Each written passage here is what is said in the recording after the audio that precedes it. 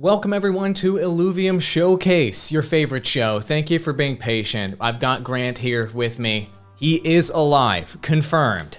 And we've got video leaks, image leaks, designs, everything that you could ever possibly want. Plus, we've got Unreal Engine leaks coming in hot this week and some production upgrades. It's going to be a great episode, and I'm very happy to have Grant along with me. But really quick, before we bring Grant on the screen, nothing we're saying at all is financial advice on Illuvium Showcase ever.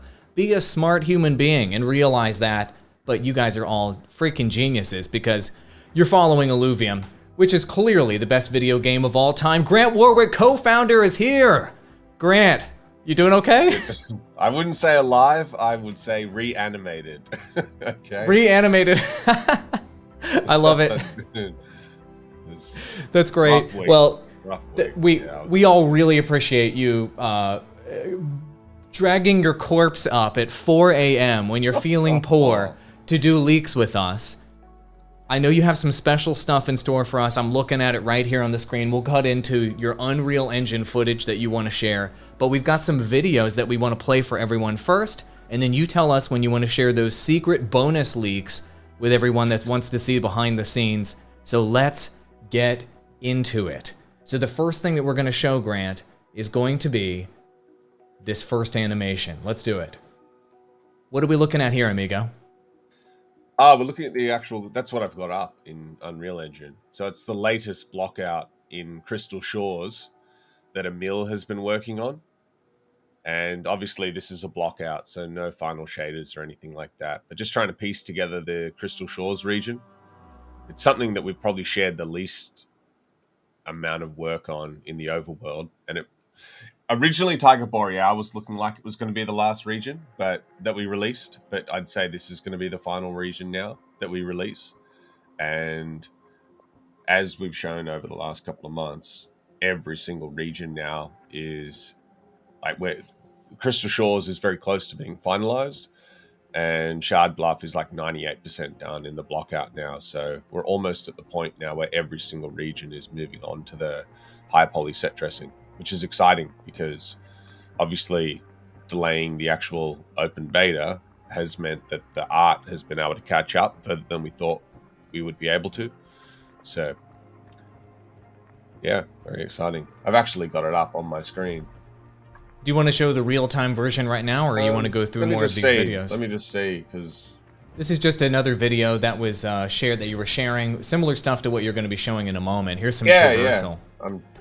I'm just running around now, but the thing is, let me use the field of view. All good. We can pull yours up in a moment. No problem. Yeah, I've got it up now. I'm running around.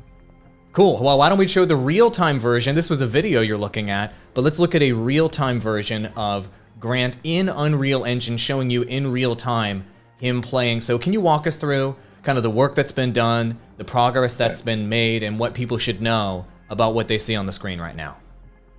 So you guys saw in the last couple of episodes we did the paint overs of Crystal Shores that Alexis was working on, and that signifies that we're at a point now where the blockout's done in the areas that we're doing paint overs for, and we'll soon move to doing the high poly set dress.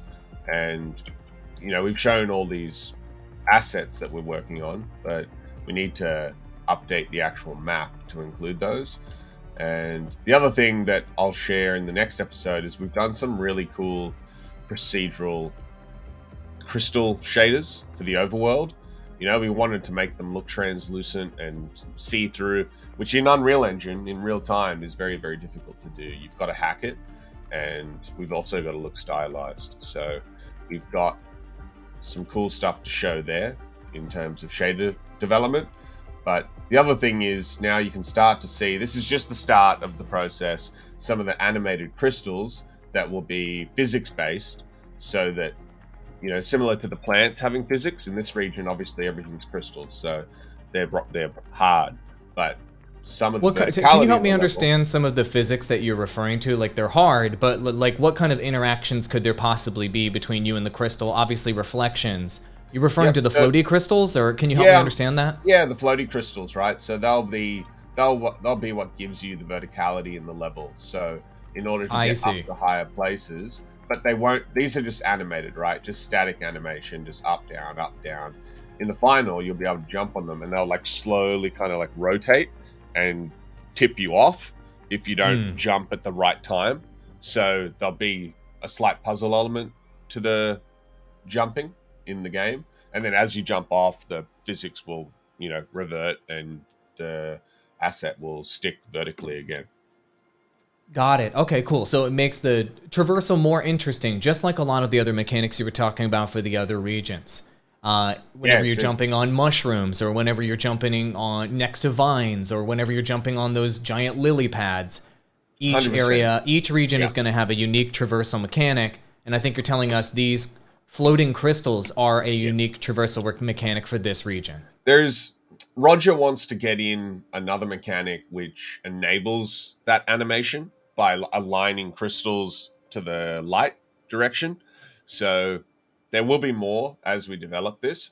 But the other thing is, because this region is, because we've always said we're going to drip feed the regions, you know, start with 3 and then drop the next one after the next one, you know, every however long it takes for us to drop those out, it means that some of the regions we can probably go a little bit more complex because art will be completed and it's just going to be game mechanics and stuff like that being implemented. So it's pretty exciting that this is the least developed region now, and they're nearly done with the This is the least developed region, everybody. The least developed. This is not just a showroom. This is somewhere where you'll be playing an actual video game, which is amazing. So just really quick recap then. What remaining major items that will be done in the coming weeks and month or whatever on this region that will polish this up to get it into final state? This region is going to be a few months. This region might be a few weeks. Okay. Yeah, this one will... We want this region to be... This is probably one of our most unique regions in the game, you know, so we'll put a lot of effort into this. But like I said, that won't be like a set dressing thing. It'll be the mechanics and things like that.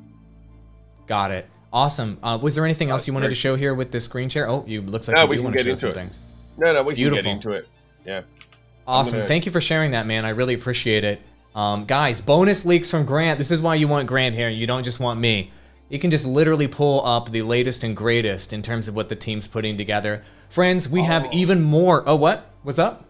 No, you can go. You can go. I'm going to just check the other regions as well. I've been sick for a week, guys, so I haven't worked. I haven't been alive for about like 7-8 days now, which it's been wrecked. So, man, I'm so sorry.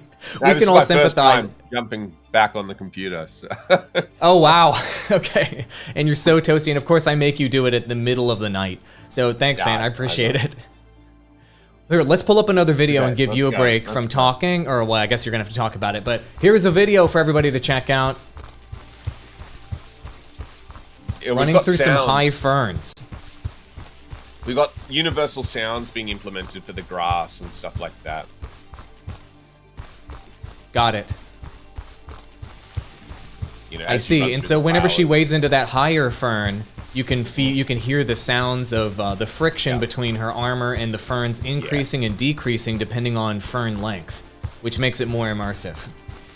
This isn't, you know, the most exciting stuff, but it just shows that we are getting to that point now where we're implementing. And this stuff is universal across the entire game. So anywhere where there's grass, it's less about the actual sound and more about just getting it technically implemented. Got it. I see what you mean. It's really cool to have the height of the ferns change the sounds, and all of that stuff is just nobody's gonna notice it consciously, but subconsciously they're just gonna be more immersed, which is great. Let's move on to the next video. Woo, pretty shiny things. Snailies, everybody. Yeah, we've got Jesse giving us an update on purely the VFX. As you can see, the character itself doesn't look good. Like, there's no eyeballs and stuff. So this is just purely a VFX leak for the NFT artworks. And looking pretty good. Stage 2 Snaily. You guys like it? Oh, I see lots of Gwen. You know what? Like, you know what's so funny to me? So on the last leaks you did, we show these clips for the VFX. Mm-hmm. And people say the character looks good, but like it's just rendered in the least, exciting way. It's not meant to look good. It's purely just to show the VFX. And people say the character looks good, and then I sometimes think to myself, why did we spend a year and a half making every character look like a cinematic character when people are freaking out about stuff like this? Well, I think that tells you about the strength, of the fundamental design of the characters, and that they're actually iconic and something people will care about. So the AAA implementation of the characters today is not a waste of time. And the thing is, that's the hook that got people to come in the first place. Is wow, that looked gorgeous and way beyond anything I've seen. So I think what you're making is the hook that brings people in, but the fundamental design of the characters and their personalities, that's what's going to keep them around for 15, 20 years. Just like Pokemon, right?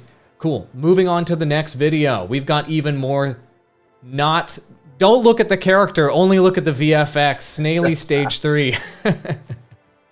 Yeah, you guys wait until this is an NFT. It's going to be crazy. We haven't rendered the NFTs yet with the VFX, so... The render farm. I mean, really quick, to render like a final NFT, how long does you think it's going to take the render farm to get that job done? And how much of the Earth will we destroy in the process? Look, we, compared to a movie studio, have 1% of the rendering power, right? Like, we still have an insane... For the amount of... the amount of computers we have, there are 10 systems in there, but each system has 128 cores.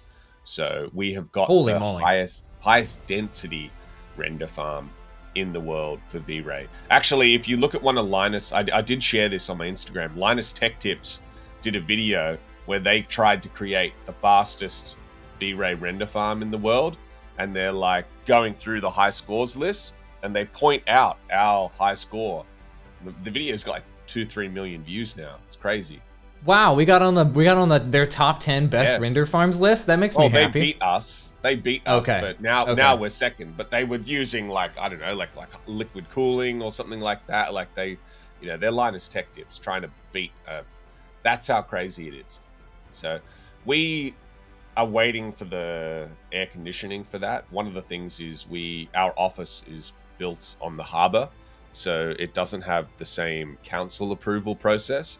So if we want to do soundproofing or air conditioning to cool the thing properly, it takes a longer approval process, and it's been little bit of a delay getting that. So we've been working on other stuff in the meantime, and the great thing is that farm is so powerful. Like, for example, to bake out the final Crimson Waste for the open beta, to do it on a single computer to the highest quality takes like 40 to 48 hours to bake. Like the final, this is what's going in the game. On the render farm at work, it took 20 minutes. So... Okay, wow. That's a huge difference. That render farm is so loud. I tried recording videos with our community manager, Rich, and with noise cancellation, with noise suppression up to a 10 out of 10, it was still... Powerful rigs. All right, enough about our rigs. Let's talk more about the leaks, and let's move into this one. It's got audio.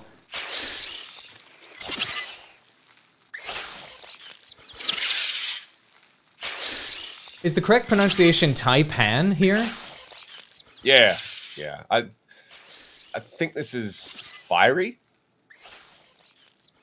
Taipan Stage 1 Resist Preview. Yeah.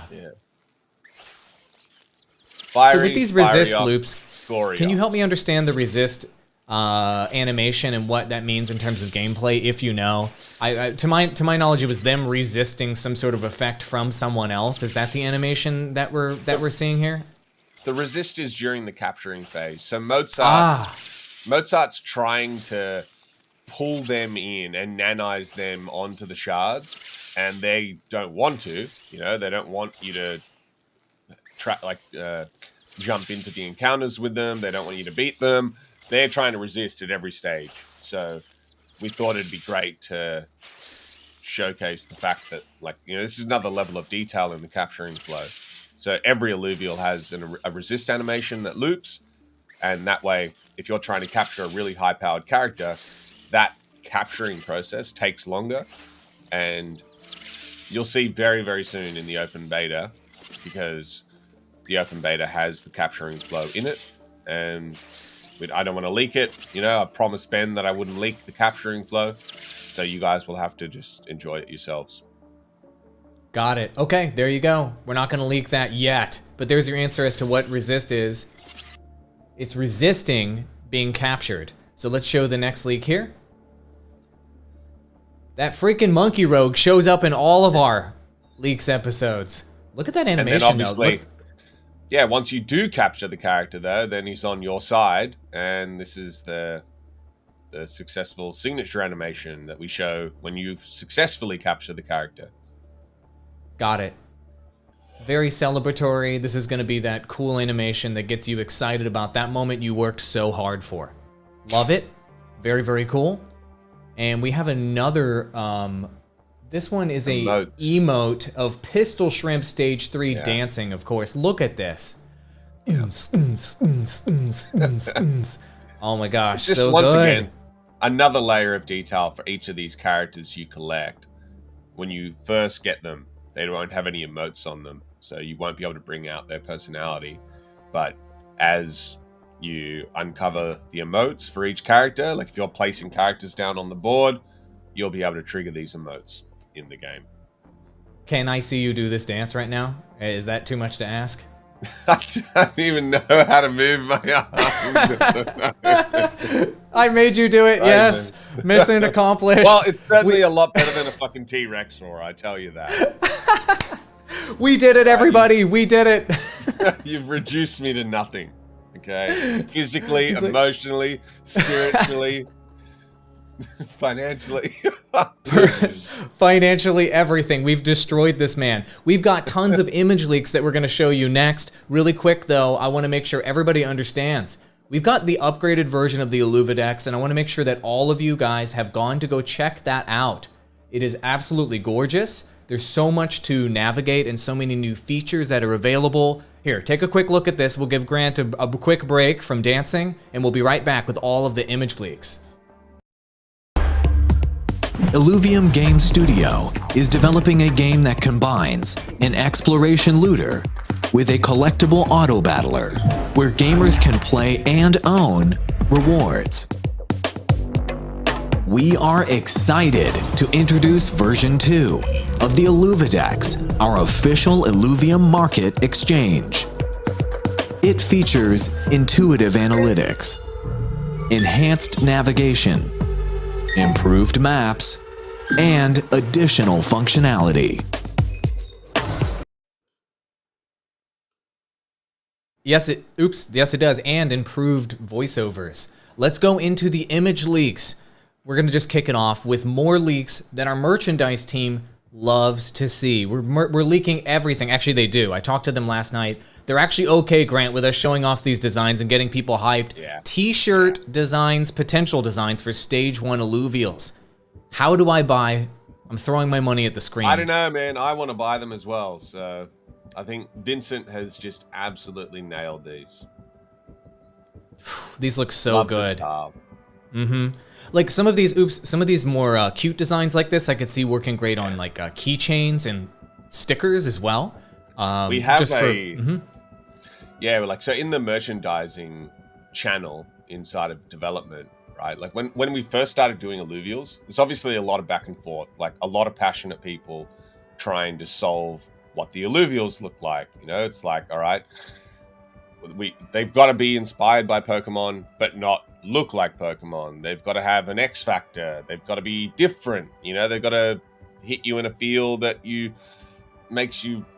It just got to hit a lot of targets, right? And with merchandise, with Brian on the team, we're kind of going through that same process where we're figuring out what's going to look good on the merchandise. And, you know, Kieran, Brian, Roger, Vincent, a lot of people have been involved in trying to make the merchandise as good as possible. And the thing we're going for is ultra premium. You know, we don't want cheap stuff. We want stuff that will last and that people will be happy to wear just every day, that doesn't go too far into the nerdy realm. Just cool stuff. And very close now to, I think we've got a lot of samples coming. I think Roger is even doing his own samples because Roger has a side merchandising company.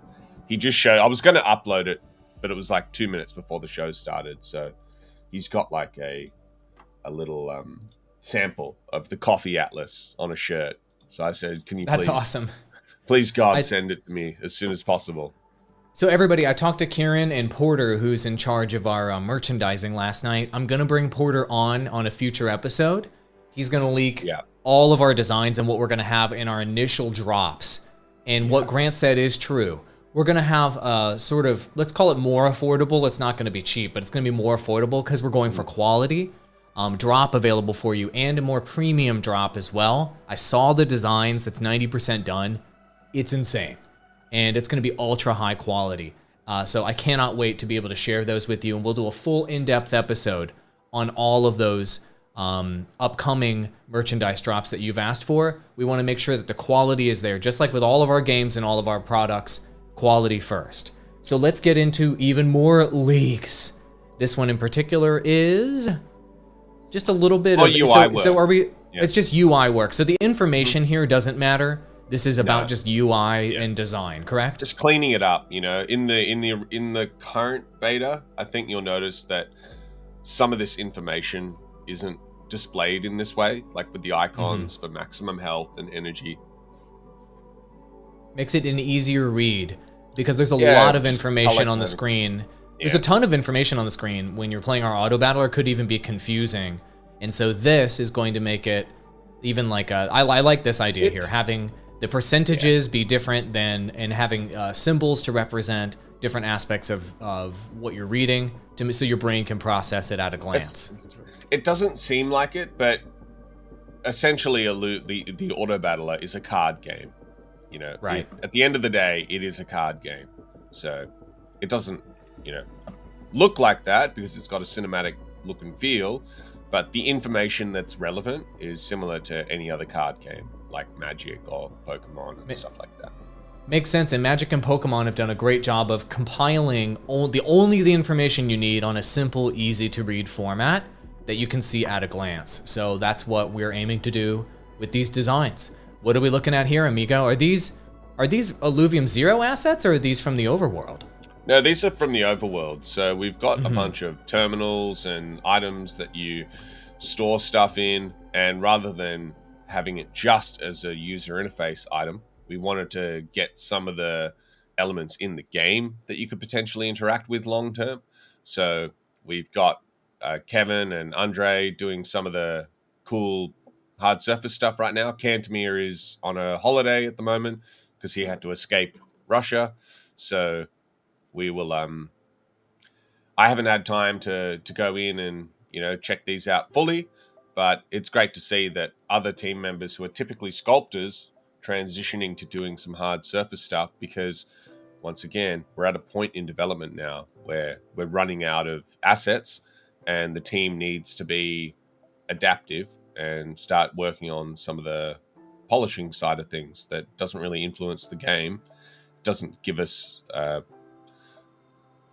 it doesn't make or break the game, but we just want to keep adding details to the overworld with the long-term goal of getting NPCs into the overworld.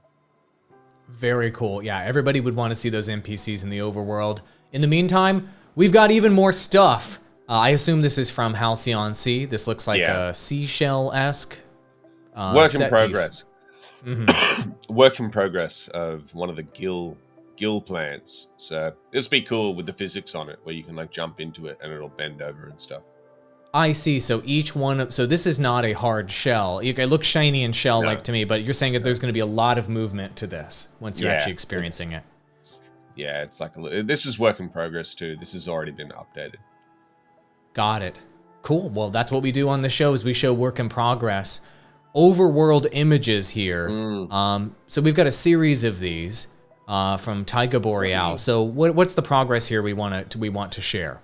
So Onyx Studio, one of the studios that we are working with, has been doing the high poly conversion for Taiga Boreal. And in the block out, it doesn't look as big as it is. But then look, I mean, you see the character, look how small it is. I was like, So Bosco, who's managing the project, I was like, dude, you must think we are insane, because when you go to the high poly, it is just enormous. This level is even bigger than Crimson Waste, and as you guys are about to find out in the overworld beta, it is a massive, massive.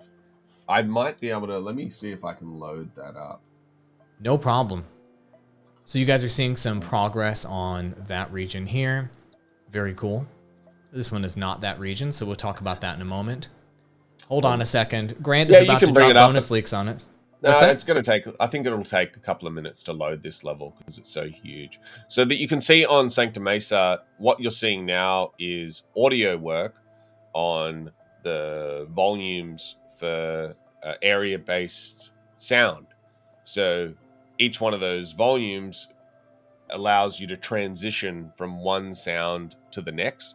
So as you go towards the beach, you get ocean sounds. As you go into the forest, you get forest sounds.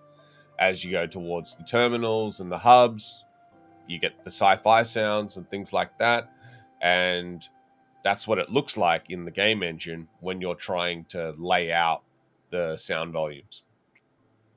Got it. That's really cool. I had no idea sound was mapped out in this visual way, which is really, really interesting. We've got more shells and rocks and things to share. Do you want to share what's on your screen right now, amigo, before we get to that? It's...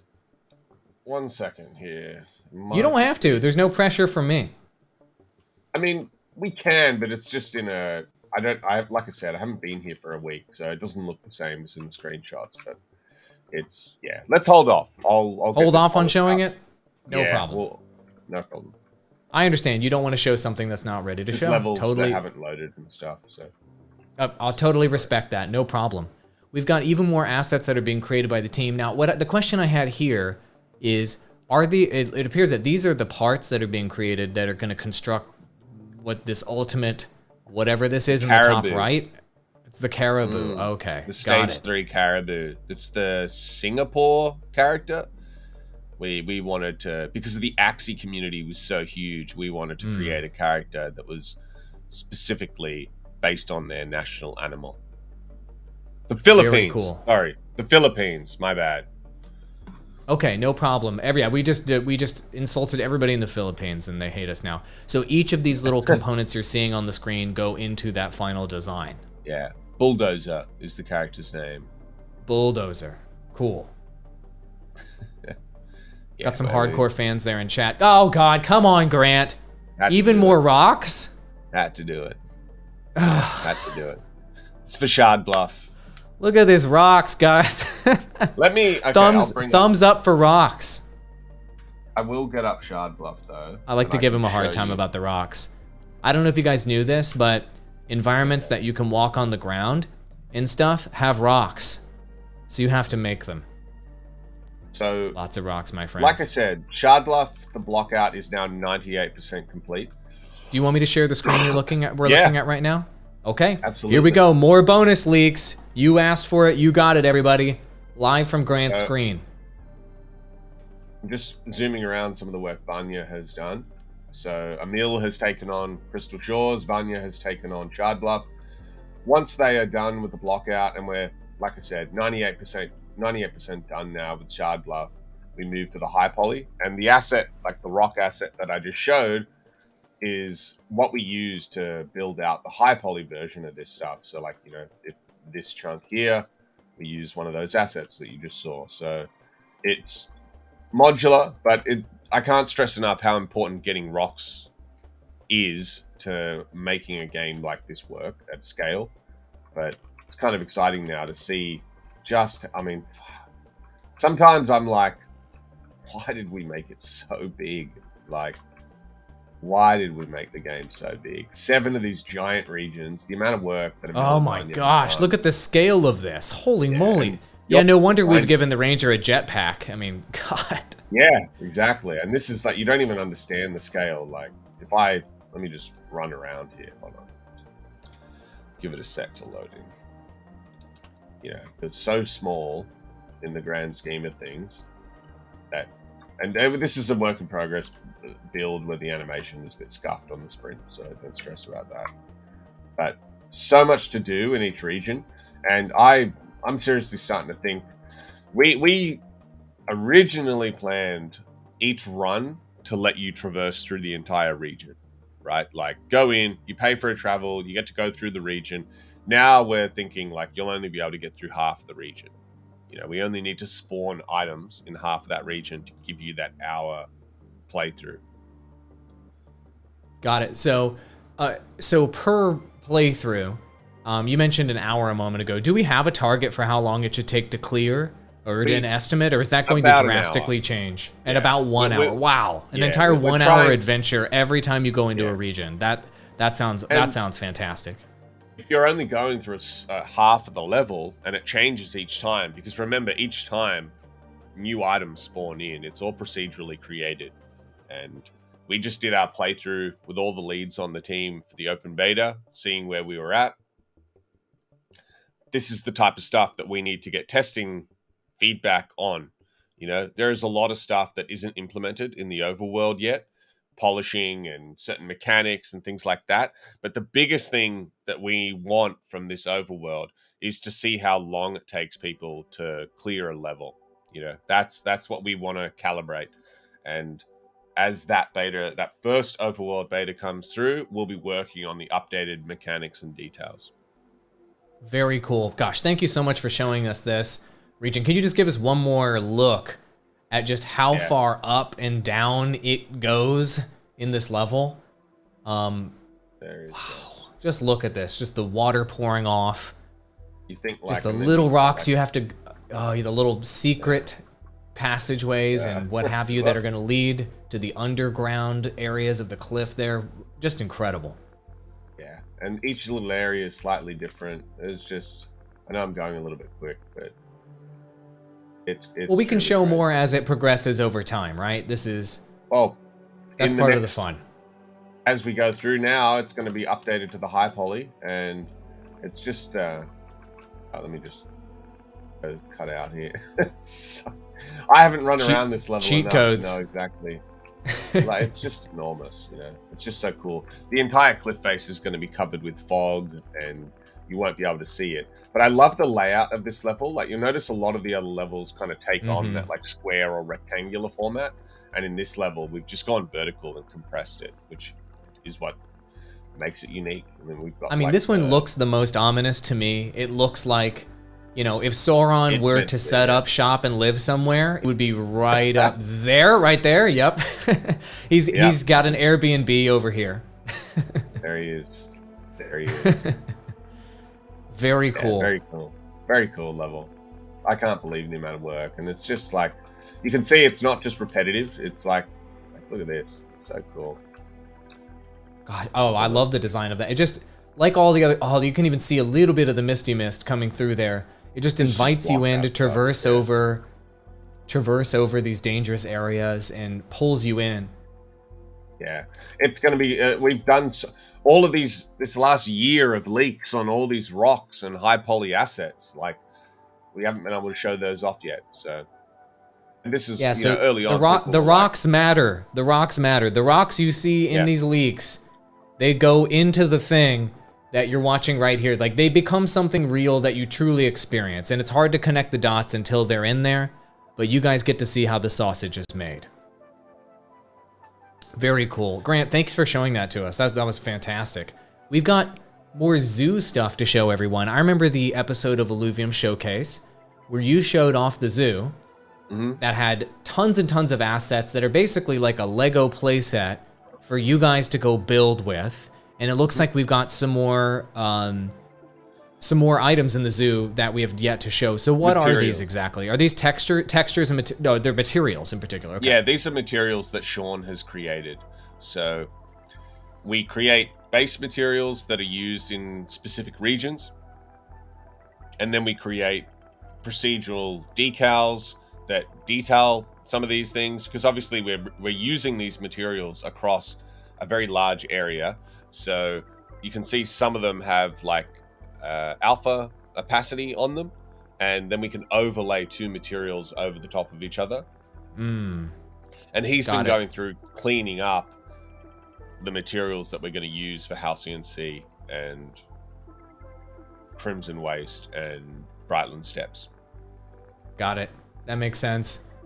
Need lots of Here. variety. These might all look the same at a glance, but if you look closer, they're actually different. So Yeah, these are why the Grant, details. do you need do you need 2 black balls? Help us understand what we're looking at. Well, they don't have any texture to them because they're designed just to add detail on the top of other materials. So they break up the monotonous, repetitive pattern. Understood. All of these details you have to factor in to get to a AAA quality game. A lot of games that don't do this stuff, like if you're not doing it AAA, you just deal with the repetition in the materials. But if you want to break up that repetition and become a more realistic and more immersive environment, you've got to go to this level. Okay.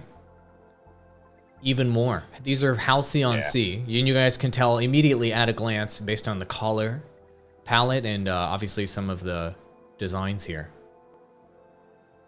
Very cool. Very cool. Remember, the Halcyon Sea region was inspired by those kind of beautiful Greek cliffs, you know, where it's like white rock and just a little bit of green scattered around, but then just the vibrant blue water casting up that blue light onto the white rocks. So that's not a bad inspiration. I can think of much worse. No, it's a beautiful inspiration. Well, now Here's that Sanctum I'm Mesa. back, Mhm. yeah, now that I'm back, I will start streaming some look dev work on Halcyon Sea. So next week, you can expect me in CC streaming, and I'll jump into Halcyon Sea and start doing a look dev pass and making it look good. Cool. Here's Sanctum Mesa. Some surprising colors in the color palette. Like a really surprising mix, I guess we could say here with this bunch. That was the thing that struck me, like this buck wild pink and green here, to dark purples, to was Mars orange reds. I mean, there's a lot of variety. An interesting color palette here in Sanctum Mesa. You know, it's interesting. We actually don't have a lot of materials. We've tried to minimize them so that each region does have a unique look. It's very easy to just go out and create 300, 400, 500 different materials and never really utilize them correctly. So instead of trying to make massive amounts of materials like a lot of modern games do, we're trying to minimize and give it that stylized look. So each material has a really well done base that gives us the ability to repeat it without it looking repetitive, but similar to the modular assets that we do. And you'll see in the final game that it all pays off doing this type of, you know, detailed work. That's what AAA requires. I don't know what is so striking. Maybe it's just the purple color swaying me. I love purple. This is such a striking design. Maybe it's the lighting on this. I know it's just an ordinary asset we're going to use in our games, but this one in particular is beautiful. Is this, well, which region is this going to be in? Do you know? In Halcyon Sea. Yeah. This is Halcyon Sea. I thought it was. It looked aquatic with the barnacle-y looking porous surface on the top here. Yeah. Like I said, I'll jump into Halcyon Sea and showcase some look dev work.